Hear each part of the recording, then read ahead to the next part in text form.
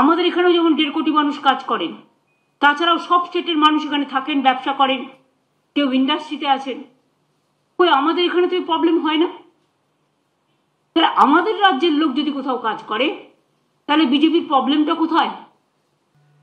গুরগাঁওয়ে যাদের রেখে দিয়েছেন ডিটেনশন ক্যাম্পে বা জেল তৈরি করে, আসামে যাদের রেখে দিয়েছেন, উড়িষ্যায় যাদের রাখছেন, ছত্তিশগড়ে যারা রাখছেন, মধ্যপ্রদেশে যাদের রাখছেন, রাজস্থানে যাদের রাখছেন, দিল্লিতে যাদের রাখছেন, মনে রাখবেন আমি জানি না কারায় বুদ্ধি দিচ্ছেন। নিশ্চয়ই বুদ্ধি ভ্রম হয়েছে, বুদ্ধি ভ্রষ্টা হয়েছে।